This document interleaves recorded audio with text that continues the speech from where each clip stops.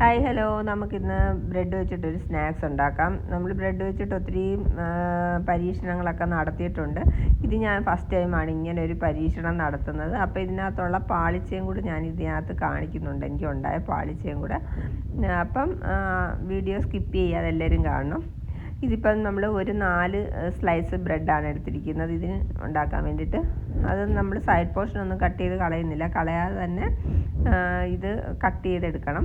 അത് സ്ക്വയർ പീസിൽ കട്ട് ചെയ്തെടുക്കണം. ഇച്ചിരി വലിയ സ്ക്വയറായിട്ട് വേണം നമ്മൾ കട്ട് ചെയ്യാൻ. അങ്ങനെ എടുത്തിട്ടുണ്ട്. പിന്നെ നമ്മൾ പാനിലേക്ക് 1 ടേബിൾ സ്പൂൺ ബട്ടർ ചേർക്കുന്നുണ്ട്. ബട്ടറിൽ ചെയ്യുന്നതാണ് ഏറ്റവും ടേസ്റ്റ്. പിന്നെ നമ്മൾ ഓയിൽ വേണമെങ്കിൽ ചെയ്യാം. പിന്നെ ഇതിൻ്റെ കൂടെ നമ്മൾ 1 ടേബിൾ സ്പൂൺ ഓയിലും കൂടെ ചേർക്കുന്നുണ്ട്. ഓയിലും കൂടെ ചേർത്തിട്ട് ലോ ഫ്ലെയിമിൽ വെച്ചിട്ട് വേണം ചെയ്യാനായിട്ട്. അന്നേരം ലോ ഫ്ലെയിമിൽ വെച്ചിട്ട് അതിലേക്ക് ഒരു വലിയ സവാള ചെറുതായിട്ട് കട്ട് ചെയ്തത് ആദ്യം നമ്മളത് ചേർക്കുന്നുണ്ട്. അത് ചേർത്ത് നന്നായിട്ടൊന്ന് ഇളക്കി അതിന് ശേഷം നമുക്ക് രണ്ടാമത്തെ ഇൻഗ്രീഡിയൻ്റായ ഇഞ്ചി വെളുത്തുള്ളി പേസ്റ്റ് അല്ലെങ്കിൽ ചെറുതായിട്ട് ചോപ്പ് ചെയ്തത് ഒരു വലിയ സ്പൂൺ ഞാനത് ചേർക്കുന്നുണ്ട്. ചെറുതായിട്ട് ചോപ്പ് ചെയ്തതാണിത്, അതും കൂടെ ചേർക്കുന്നുണ്ട്. അതും കൂടെ ഒന്ന് വാടി വരുമ്പോഴത്തേക്ക് തക്കാളിയാണ് ചേർക്കുന്നത്. 2 തക്കാളി ചേർക്കുന്നുണ്ട്. അതും കൂടെ ചെറുതായിട്ട് കട്ട് ചെയ്ത് അതും കൂടെ ചേർക്കുന്നുണ്ട്.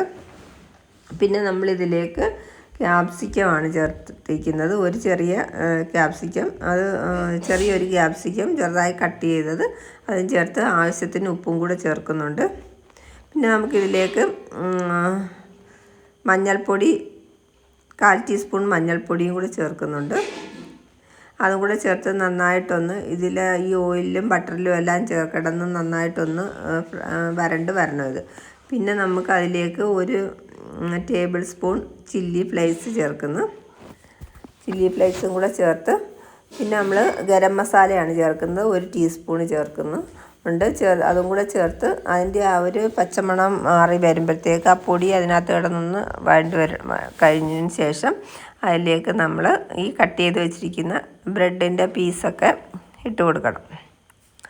അതും കൂടി ഇട്ട് ഈ മസാലയും ബ്രെഡും എല്ലാം കൂടെ ഒന്ന് മിക്സായിട്ട് വരണം.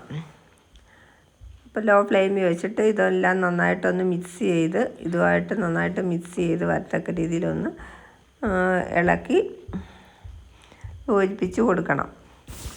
പിന്നെ നമ്മളിതിലേക്ക് ഇതെല്ലാം ചെയ്ത് കഴിഞ്ഞതിന് ശേഷം നമ്മളിതിലേക്ക് 1 സ്ലൈസ്, ഇതാണ് ഞാൻ പറഞ്ഞ എൻ്റെ പാളിച്ചയെന്ന് പറഞ്ഞത്, 1 സ്ലൈസ് ചീസും കൂടെ ചേർക്കുന്നുണ്ട്. പക്ഷേ ചീസ് ചേർക്കേണ്ട ആവശ്യമില്ല. ചീസിൻ്റെ ഇതൊരു കോമ്പിനേഷനല്ല.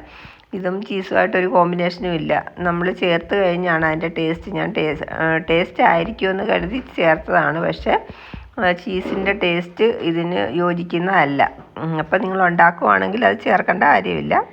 പിന്നെ നമ്മൾ കുറച്ച് മല്ലിയിലയും കൂടെ ചേർക്കുന്നുണ്ട് ലാസ്റ്റ്. പിന്നെ ഒരു നാരങ്ങയുടെ പകുതി കുറച്ച് നീരും കൂടെ ചേർക്കുന്നുണ്ട്. ഇതിൻ്റെ നീര് കൂടുതലായി പോകരുത്, നാരങ്ങ നീര്, അന്നേരം ഒത്തിരി പുളിയായിപ്പോവും. വളരെ കുറച്ച് മാത്രം നാരങ്ങ നീര് ചേർക്കണം. ഇത്രയും കൂടെ ചേർത്ത് കഴിഞ്ഞാൽ നല്ല മസാല ബ്രെഡ് തയ്യാറായിട്ടുണ്ട്. അപ്പം നമുക്ക് ചായയുടെ കൂടെയൊക്കെ കഴിക്കാൻ പറ്റിയ നമ്മൾ ബ്രെഡ് എപ്പോഴും നമ്മൾ തന്നെ അല്ലെ ഫ്രൈ ആക്കിയൊക്കെ കഴിക്കാറുണ്ട്. മുട്ടയും ബ്രെഡും ഒക്കെ ആയിട്ട് കഴിക്കാറുണ്ട്. അപ്പം വെറൈറ്റി ഒരു ടേസ്റ്റിന് വേണ്ടി ഇങ്ങനെ കൂടെ ട്രൈ ചെയ്ത് നോക്കണം. അപ്പോൾ okay, thank you for watching.